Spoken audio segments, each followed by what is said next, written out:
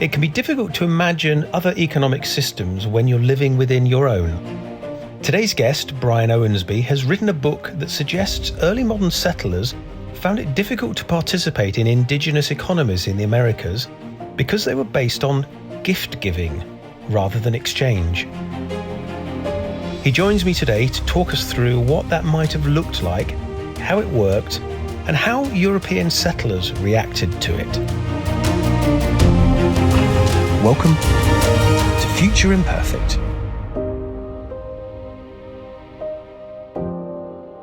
Hello everybody, welcome to another Future Imperfect podcast. This time we are going to be talking about economics. Now, before you turn off the podcast and go on to something else, economics is absolutely fascinating. And also areas of economics that we assume are standard are often not standard. So Brian, would you introduce yourself and tell people a little bit about you, and then we'll talk about this particular area of study, which I am excited to hear about. Well, I'm a professor of history at the University of Virginia. I have been for, I would say 25 years. It's probably a little more than that, but 25 sounds like a nice round number. I was trained as a Latin Americanist, and in recent times, I have moved into thinking about things from a more global perspective, as I think a lot of historians have in recent times.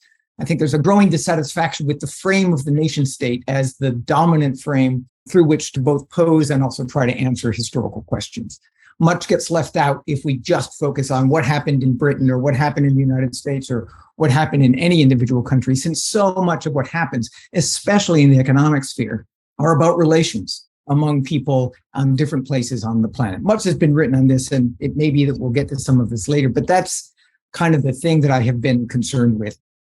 I've been accused, or at least I would accuse myself, of a kind of academic attention disorder, in the sense that I have moved about quite a bit in my own writing. I've written on the Brazilian middle class in the 19th and 20th century. I've written on litigation among indigenous people in colonial Mexico in the 17th century. And now I've written this book on economics. I was an economics major in college. I went to law school. I practiced corporate law. I stopped doing that, went to grad school, and became an historian. So you are, in fact, a bit of a man of the Renaissance then, with quite a lot of academic breadth to your knowledge. That must mean that you can bring those skills into areas that are perhaps not as normal. So if you're writing a book on economics and you have a law background or a history background, you can't help but have those impact your economic perspective, I would think. Is that true? Yeah, I think that's right. And it's true for everything else as well. I don't think I could have written my second book on the law if I hadn't gone to law school. I don't think I could have written this book, at least not the way I did, if I hadn't been an economics major. And yet all my books are to a certain extent about pushing back against certain received and understood ways of thinking about what law is, or in this case, what economics is, what economic thinking is, what its purpose is, and so forth. So it's always a bit of a contrarian kind of position that I take with respect to these sorts of topics. So the book we're particularly talking about today is A New World of Gain. That's right. New World of Gain, Europeans, Guarani, and the Global Origins of Modern Economy. So it's quite a long title. It sounds like quite an academic book then. Yes, it is, in a good way. Or the title of a book that harks back to the old Victorian style of making sure you have several, like on the origin of species, and then several subheadings underneath it, just so that people are clear that you can't summarize the work in one simple sentence. Do you want to give us a quick sort of précis of the book for people that might be interested in reading about it? Sure. So this book is about the encounter between two groups of people who did not suspect really of each other's existence at a crucial point in human history.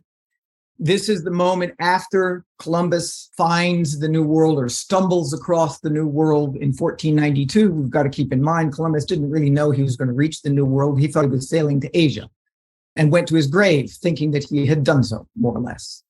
And these first decades of the encounter between the Europeans, or people from the Old World, and the people, the many tens of millions of people who inhabited the New World, is actually a remarkable moment in human history. I think it was Adam Smith who said that next to the birth of Christ, this was the most important moment in human history. The Europeans and no one in the Old World had any reason to suspect that there was this whole other place where huge swaths of humanity existed. nor did the people in what came to be known as the New World suspect of the existence of what we now think of as the Old World. So there was this kind of coming together of radical otherness at the beginning of the 16th century. And the story that I tell is part of that. Specifically, it's about what happens when Spaniards and other Europeans, but mostly Spaniards or Iberians, came into contact with indigenous people in the lowlands, the sort of southern part of the Amazon basin in South America, starting in the 1520s. So just barely 30 years after Columbus had landed on the islands in the Caribbean. And the story I tell is the 300-year-long story of what happened when these rough men from Europe, who came to the New World chiefly because they wanted to better themselves, came into contact with a group of indigenous people who thought of the human world as being organized around notions of gift and giving and reciprocity, rather than in terms of the question of what can I take from the world? What can the world be made to give me? How can I organize my activity in such a way as to extract something from the world? That was not the dominant understanding. And it was not yet the dominant understanding among Europeans. But this, I claim, is the moment in which that idea began really to click and make sense among Europeans, not so much in Europe itself, where it was also beginning to happen, but in a very abrupt and accelerated way in what has come to be known as the New World. So I tell the unfolding of this relationship over these 300 years at a variety of different moments. So this is a narrative. So it's an academic book, but it's a book that's meant to be read sort of from beginning to end. It has a clear arc. It's not jargony, and it's not about theories so much as it is about telling the story of how these indigenous people confronted this conundrum as they faced Europeans with a very different understanding of the world. I mean, the fascinating thing for me, I'm a bit of a medievalist, and of course, I often think of history in sort of pockets.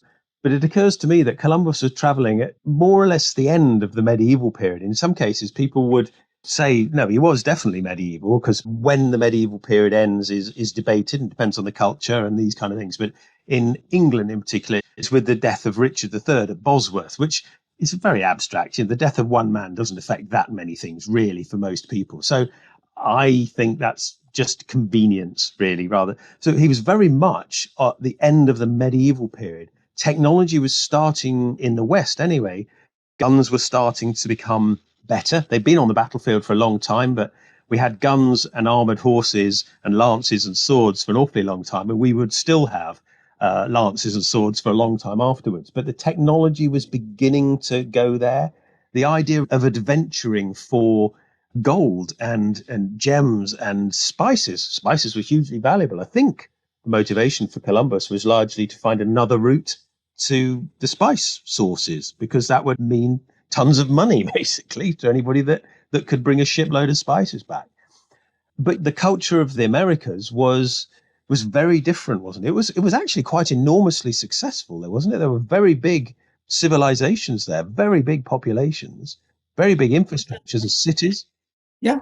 And it varies dramatically from one part of the Americas, for lack of a better term, to another. So in the Central Valley of Mexico, where I wrote a book about central Mexico, there was an empire of the Mexica, more broadly known as the Aztecs, of anywhere from 13 to 25 million people. You know, the Mexica had as many as 250,000 men under arms. Which is extraordinarily bigger than any European army at the same time. I mean, the population of England, again, my area of study, was possibly 4 million, which, is tiny by comparison. But the technologies were somewhat different. And is that to do with the gift giving? Do you think that that's part of how it comes together, this different notion? Well, by the time Columbus reaches the Central Valley of Mexico, while notions of gift remain central to Aztec culture, for instance, it's also a highly marketized culture in the sense that there are markets where people gather to exchange goods, sometimes through barter, sometimes through equivalencies that are not exactly currency, but serve the function of currency. There are widespread trade networks in the Central Valley of Mexico, and this is true for the highlands of Peru as well, in the Inca Empire, which did have a much more robust sense of gift giving and reciprocity at scale. The Inca Empire stretched from what we now think of as Colombia all the way down to what we now think of as Chile. But it was an empire that provisioned itself largely without markets in the way in which we generally think of them, but rather through a series of storehouses, and the population was provided for. It's not to say there wasn't a hierarchy in the Inca Empire, only that the dominant economic understandings and mechanisms were ones that we can think of as reciprocal in nature. It wasn't about transactional exchange as a moment of gain, which is what the Europeans bring to this encounter. Now, the Guarani, the people I'm talking about, are not building the enormous stone pyramids of the Central Valley of Mexico. They're not building Machu Picchu in the highlands of Peru. These are people who live in the forest. They had spent thousands of years migrating from further north in the Amazon down to what is now the area where Paraguay, Argentina, and Brazil intersect. They lived in groups of several hundred, with confederations of several thousands, even tens of thousands over a large area. They had an architecture adequate to their needs. The forest provided for almost everything they had. And if you believe people like Pierre Clastres, for instance, a French anthropologist, they conducted their economic lives largely through this notion of gift, including the gift of women, but also through notions of reciprocity. Once you give someone a gift, the idea is that the gift then should be returned, not on any particular schedule, not at any particular moment, and not with respect to any particular value. It's like when you take a bottle of wine over to your friend's house, right? They've invited you and they're going to gift you food, and you don't go empty-handed because it feels weird. Yeah. So you take a bottle of wine or some chocolates or some flowers or something like this. I mean, this is a very small version of it, but that's the idea, that feeling that you get, oh my God, I've shown up and I don't have anything in hand and they're going to be gifting me food. That idea is what is behind the notion of gift reciprocity. That's interesting. So we have that in modern society, as you've just so clearly pointed out. I've not really thought about it that way. That sort of social obligation that pressurizes you to give something in return for something that somebody else is giving you. And I suppose there are people that turn up for dinners and don't bother with that at all and don't reciprocate. I suppose the punishment is they don't get invited to many dinners a second time or something. But how did it work on a larger scale? Right. And that's the question. And part of what the book is designed to get at is this notion, and we can talk about it a little later. The idea is that the sort of dominant idea in economics is that, well, that's what primitive people do. Primitive people just do that reciprocity stuff. But eventually, human beings get to a stage at which they just leave those things behind. And then they start acting like modern humans, which is to compete with each other and take things from each other and try to profit and gain at the expense of each other. And this is how the economy works. And in the case of the Inca, reciprocity was expressed at an imperial-wide level. Again, as many as 8 to anywhere from 15 to 20 million people in the Inca Empire at the time, over a vast area that was mediated largely by these kinds of relationships through the state.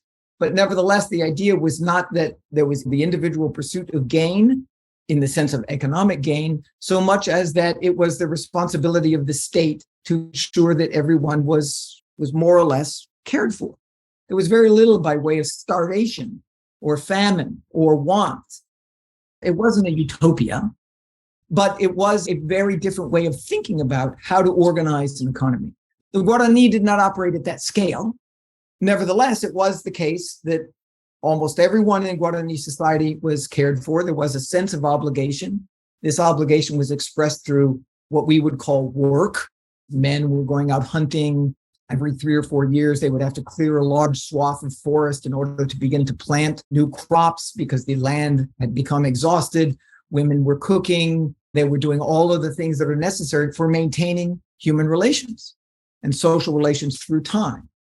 So that when the Europeans, also acting at a very small scale, because at the beginning there were only dozens of Europeans, encounter these indigenous people, the Guarani, in this period, what you see is a kind of, the way I see it, is a kind of laboratory experiment of an encounter between two different understandings of what economy is about. And of course, economy is not separate from society. This is a fundamental insight, I think, that economists, for the most part, the kinds who work at the World Bank or at the Fed in Washington or in most graduate schools, don't really want to accept. that for them, economy is something that functions completely separately from the rest of society.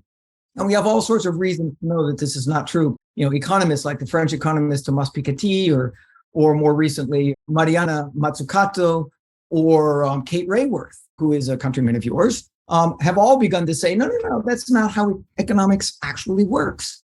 Economics is part of society, and it's a part of social relations. We should understand it as such and go from there. But that's not the way it has been for several hundred years.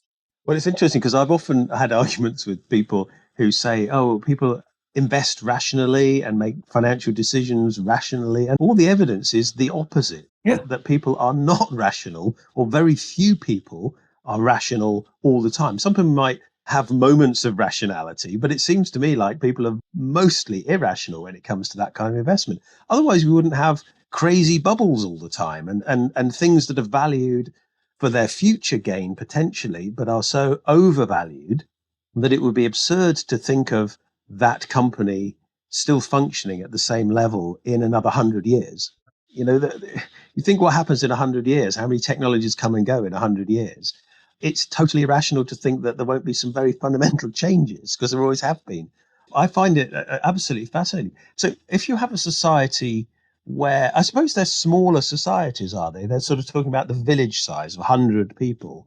And there's I remember reading somewhere, there was some research, human beings can keep individuals about roughly 100-ish in our heads. And as soon as we go over 100 with a company or a division or a piece of an army or whatever it might be, we start to abstract it because we can't actually keep more than 100-ish individuals in our heads. I can't remember the name of the study. Was it not recorded? And is it just one of those things that everybody has to remember? Well, the Guarani were not literate people. They didn't have a writing system. They had a very sophisticated language, which the Jesuit missionaries, when they came in, actually did standardize, or at least they wrote a grammar and a dictionary, and they enabled the Guarani to learn to write, which they took to very quickly.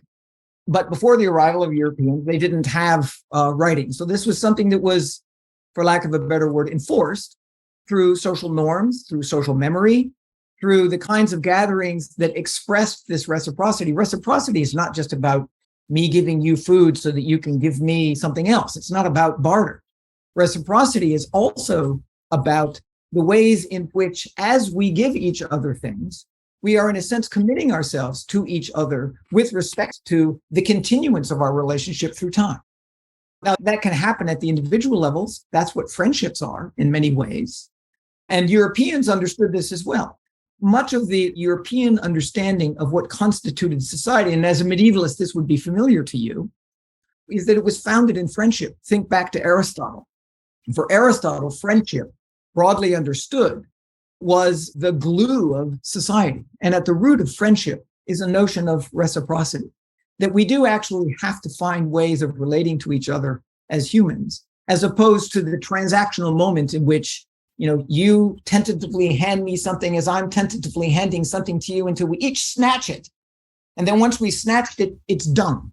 And then we don't have to have anything further to do with one another after that moment. And maybe there's a next time, but maybe there's not. And our relationship is not built around the next time.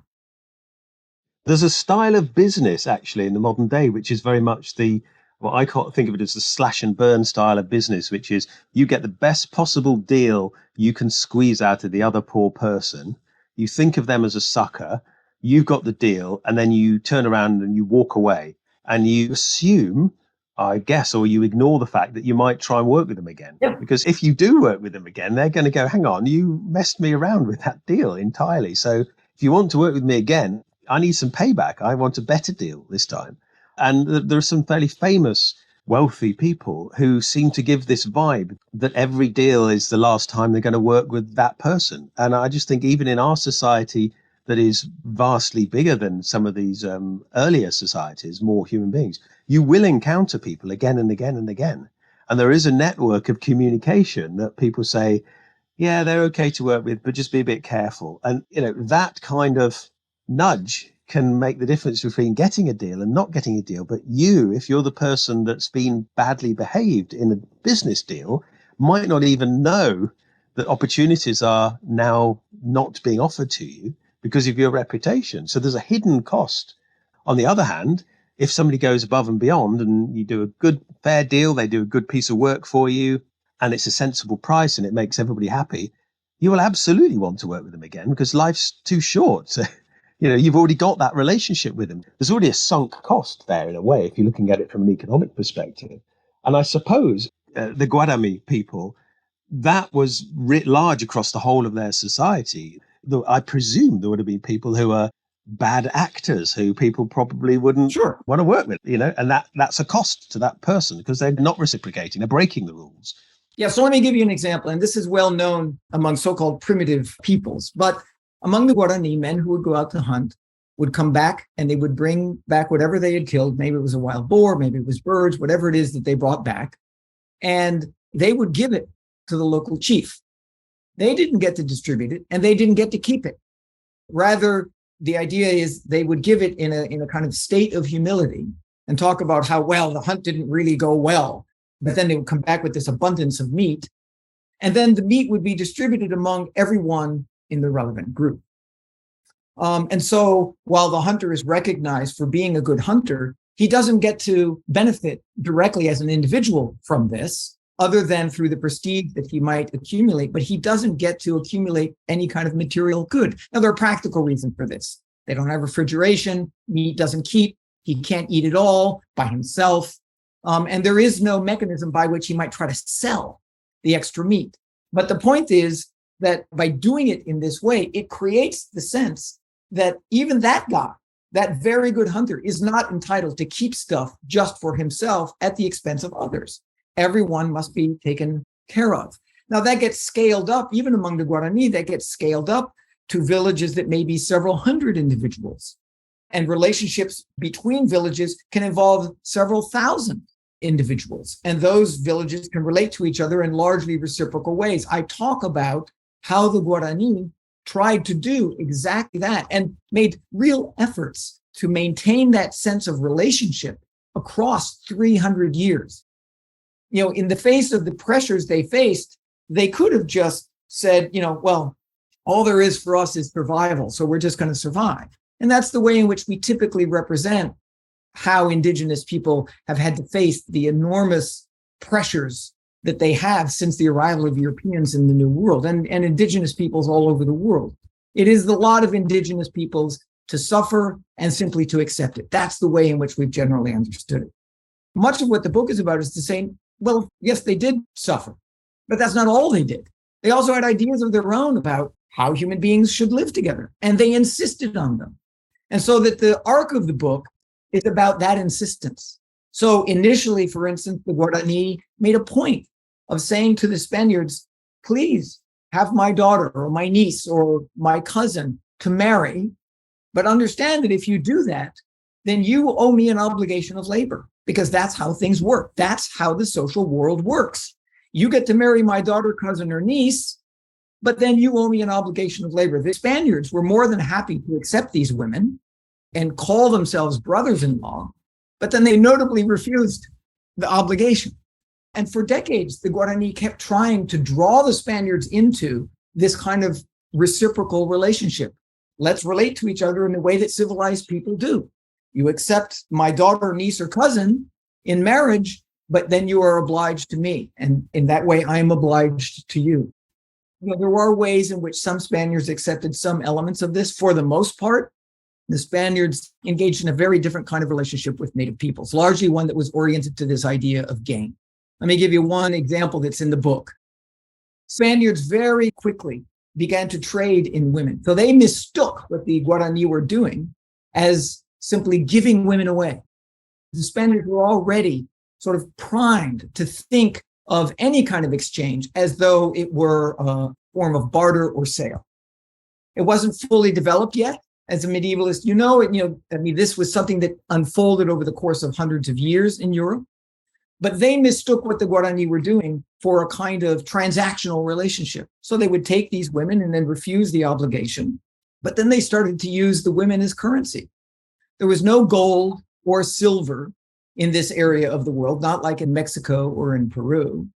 And so they began to use women to pay for fancy imported clothes from Europe or to pay for iron axes or whatever it was. They began to use women as a kind of currency.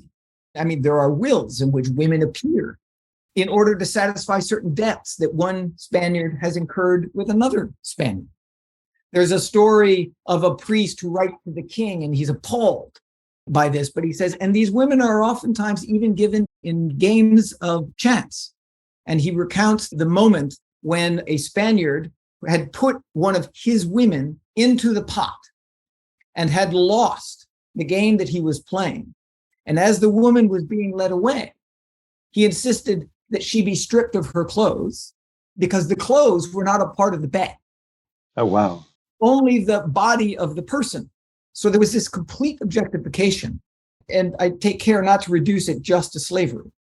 There was a kind of objectification, especially of women early on, to serve as a kind of currency that was deeply emblematic of the way in which Spaniards were beginning to think about how human beings can relate to one another if given the chance. This is quite extraordinary because there's nothing like that existed in late medieval Europe that I'm aware of. I mean, you've got serfdom and owning the labor of people and people being tied to the land in quite a complex structure, depending on which part of medieval Europe you're talking about and exactly when.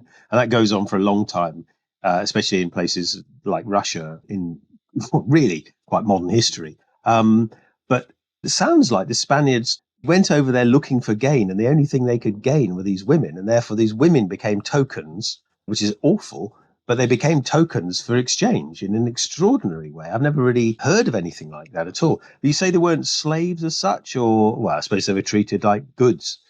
In fact, although there was a debate about the status of the humanity of the indigenous people in the Spanish Empire generally throughout these first decades, by 1542, the Spanish crown had decided that the indigenous people were human beings. They could therefore not be enslaved. And so it was illegal technically to enslave an indigenous person. And since Asunción, the main city of the area, Asunción was founded in 1537, 1542 is only 5 years after that. So most of this happens in the context in which to actually enslave an indigenous person was technically illegal.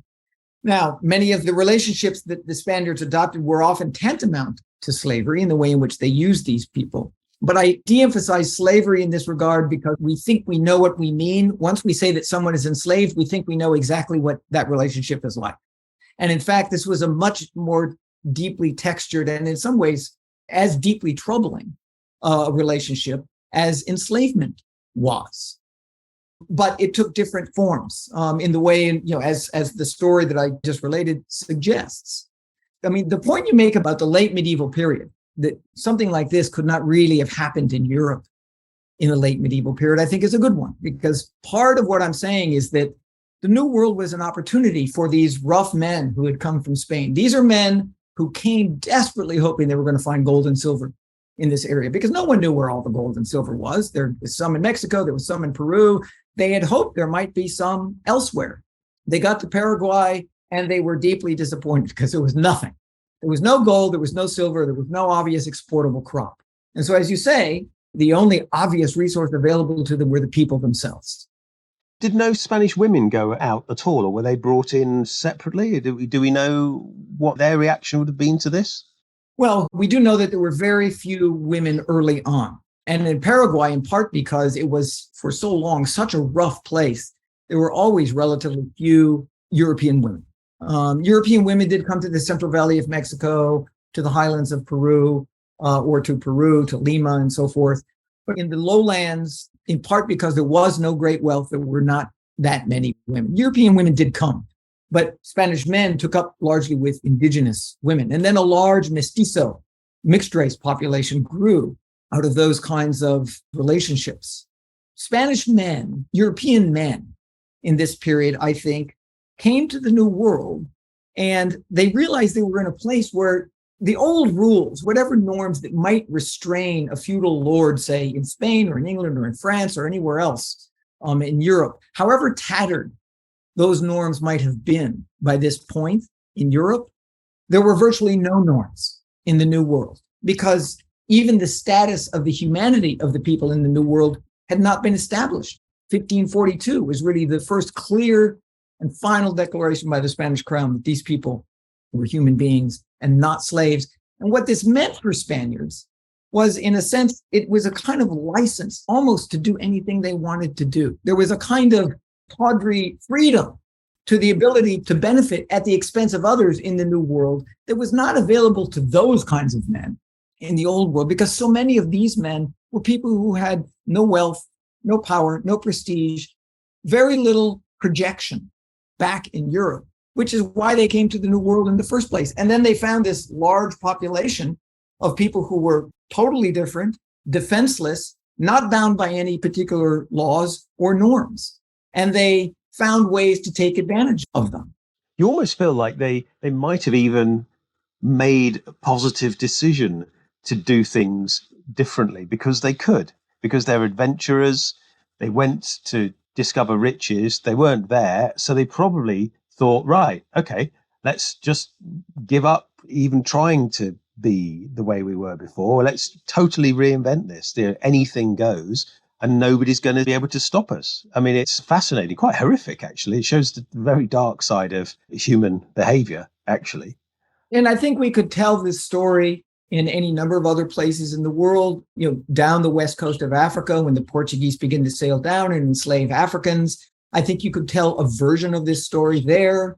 You could certainly tell it in almost anywhere else in the New World. And I'm sure there are ways, if you've read Amitav Ghosh's recent book on cinnamon, then it happened in Asia as well. As Europe expanded out to the rest of the world, the sort of newness of the rest of the world and the lack of clear norms and rules regarding how human beings should treat one another enabled Europeans perhaps to do things outside of Europe that they were not able to do inside of Europe. Part of my argument is that this is a crucial part of the story by which gain comes to be seen as normal and natural, even inevitable, a kind of expression of human nature. This gain, in the economic sense, is what human beings naturally do in that realm that we call the economy. Now, this is not natural law. My argument is that this is something that has to be learned, and they learn it in the context of these unstructured relationships with others across the globe in a context in which there's nothing really stopping them, as you say, from doing what they want. They don't go in necessarily knowing that they're going to do what they're going to do, but it becomes pretty obvious pretty quickly that they can take advantage of this situation. My point is, this is at the root of what we think of as modern economics. We should not ignore this part of things. In the 18th century sort of way, we want to say, well, economy is the thing that keeps nations from fighting one another. Montesquieu said this and others. But we don't take account of the fact that at the origin of what we think of as economics, if we think of it through the prism of gain, is this idea that we can extract wealth or whatever we want from other people, from the land, from the world, in just about any way we choose. That this experience helps to create that understanding. And then it unfolds over the course of several hundred years. The Guarani staunchly resist this because they say this is not how human beings should relate to one another. And they seek ways to continue to organize their lives around notions of gift and reciprocity over 300 years, which leads to the missions, I argue, in which they form an alliance with these Jesuit missionaries. And then at the scale of 141,000 indigenous people, indigenous Guarani, across 30 missions over an area the size of Holland, undertake an effort to express reciprocity in ways that are entirely at odds with the direction in which European economy seems to move, enough that by the 18th century, European philosophers are fascinated by what's going on in Paraguay and talk about it explicitly. That's the sort of last chapter of the book. I was going to ask, does it come back? Does what they're doing then come back and influence Europe? And it sounds like it absolutely does. It does. So a robust debate breaks out. It's the moment at which Europe is trying to figure out whether it is going to be able to say of itself, okay, this is what the economy is. The economy simply is that sphere where human beings, mostly men, sort of pursue their individual self-interests at the expense of others. And that's just how the world works. And that's what the economy is. And then Adam Smith famously in 1776 says, this is the culture of truck barter and exchange, and it's natural to human beings, and competition is the order of the day. The problem with competition is, and this was the question that Europeans were asking themselves, can it really be that we can say to all members of society, go forth, compete amongst one another, as though you were at war with one another, and yet expect society somehow or other to hold together?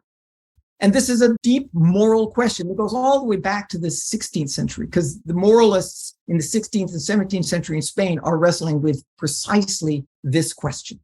And in the 18th century, that question comes back now in the context of the Enlightenment. I mean, there are lots of people who are saying, this is crazy. You can't really think that society will hold together under those circumstances, can you? To which a lot of people are saying, well, yeah, I sort of get your point, but this is how the world is, so we might as well get used to it. And I think that's what happens. It's not that the case is actually made or anyone actually agrees that this is the way of the world, so much as that people say, okay, we're done arguing about this. The economy has advanced to a point at which there's no going back. You might as well just get used to this fact.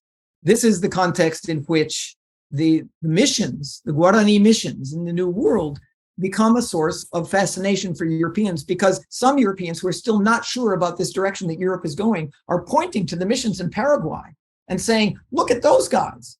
Those guys have organized human society in a way that is not dependent on this kind of dreadful competition. Shouldn't this be a sign to us? What does this tell us about human beings? It's proof, isn't it? It's proof that you can do it that way. Right. And that's the point, to which the answer is, and this is part of the story, to which the answer is, yes, but those are primitive people. What do they know? Those are primitive people. They clearly don't progress. These are people who are not engaged in progress. And so the essence of it is that by 1800, the sort of saner people just say, look, indigenous people are primitive. Society advances through a series of stages. They clearly have been left behind. And what we need to do is focus on this sort of upward rising understanding of economy, that it will be the economy that propels us forward. And we must forget about the indigenous people. And so whereas there had been universal histories written by Europeans that had chapters on Paraguay and the missions, by the early 1800s, that all fades into the background. One of the things I point out at the end of the book is that a guy by the name, an English author by the name of Godwin, sort of takes up Thomas Malthus's notion that somehow or another, want and starvation will solve the problem of motivation in human society. So you no longer need to convince people by reason to try to work hard and do the right thing. Just subject them to the pressures of want and potential starvation, and they will do what you need them to do. This is an idea that goes back to Joseph Townsend as well in the late 18th century. And Godwin says of this that it's crazy. You can't expect society to hold together under these circumstances. And what he says of Malthus is that, well, the reason he doesn't talk about the Paraguay missions, where they have worked this out in a very different way, is because the missions themselves are the contradiction of his case. The missions disprove his theory that the only thing human beings can expect in the world is misery, and that we might as well get used to it. Because in fact, the missions are a place where everyone is cared for, no one is left behind. It's not based on competition. Money does not circulate, and yet they are prosperous. And so Malthus doesn't talk about Paraguay, where many other people do, because it would be the counter case. It would be the counterproof to his theories. That's what Godwin says. After that, there's no more talk of Paraguay. It just falls off the map, along with almost all references to indigenous peoples and the way in which they think about how human beings should live together. Only now, or as of the middle of the 20th century, have there been efforts to try to recover the way indigenous people think about the world and about how human beings should live together. And now, in the context of the climate crisis, we're beginning to look to them and say, please teach us. And it's not so clear that they're willing to do so. Don't blame them. We have so royally screwed things up in many ways. I think that's fascinating that Malthus ignores the facts of this other society. He doesn't even address it. I know when Darwin was talking about evolution, he poses some objections to his theory and says, my theory could be wrong if this and this and this, however, this and this and this. And I think it's a sign of great honesty of thought where you find evidence that might go against your theory and you address it, and maybe you dismiss it or you argue against it, but just to ignore it seems quite a dishonest academic practice, actually. If you ignore it, it goes away. And I know we all do it as human beings. It's an error of thinking in a way. It's like if we just don't think about that, it will go away.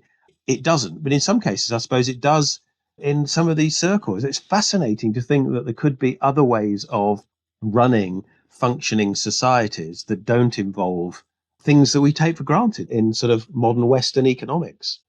If people want to look at more of your work, so just remind us of the title of this book. It's New World of Gain. We can stop there. Don't worry about the post-colonic part. Okay. Just New World of Gain from Stanford University Press. You know, every historian, when we write books, historians have the sort of narrow reasons for which we write it. We write it in response to what we call a historiography, a certain literature that already exists with respect to a particular moment or a particular event. But almost every historian who writes a book of history also has the sort of the big question. What is the big question that's behind the book? And we don't often talk about it because it's sort of not quite polite, at least in academic circles. So we tend not to talk about it. But I think it's important to do so, especially in our current context. And for me, as I think, and my understanding of what history is about, why it's important to engage history, I think has evolved over time. I mean, for me, the point here is not that gain should be completely reversed, that the economy as we currently understand it needs to be completely thrown out, that we can somehow go back in time, that we need to become indigenous people, nothing along those lines. That's not the point. I think by engaging a history like this one, what we do is we add to our stock of possibilities. This reminds us things that we take for granted as natural and virtually unavoidable. You know, the idea that competitive gain is at the very core of the human soul and the very essence of human society just isn't true. Human beings, through most of human history, have not engaged each other in this way. There's always been gain. Gain is not something new. Human beings have been doing it from the dawn of time. But human beings have also been doing many other things at the same time. You know, this goes well beyond the book, but in many ways, I think what we're suffering from right now is that we have forgotten about the many, many other things that human beings do in the world that can serve as a kind of constraint on notions of gain. I'm not suggesting that gain should be completely tossed out, only that there are all sorts of other things that are relevant to the way in which human beings live together that we need to recover, especially in our current context. I'm teaching a climate change course now, and I tell my students that, look, we are not going to compete our way out of climate change. It's not that competition and markets have no role to play in our response to climate change, but if that's all we do, we're screwed. There's got to be something else. We are not going to just compete our way out of climate change. We have to find new ways of relating to each other at all scales, from the most intimate scale of individuals to each other, to the scale of nations, to a planetary scale, to a global scale. To do that, we have to remind ourselves what human beings have been able to do in the past, and how it is that the ideas that once were taken for granted, even among Europeans in the Middle Ages, are things that we can recover, and that in recovering them, it enables us to think new ideas that perhaps we might not otherwise be able to formulate. Does that make sense? Absolutely does make sense. Yes, thank you for that. It's a really nice end. Thank you very much for spending some time with us, and really appreciate it. That's food for thought, which is the whole point of the podcast. Yes. Good. Well, thank you for the opportunity to talk. It's a great conversation. My pleasure. Thank you very much.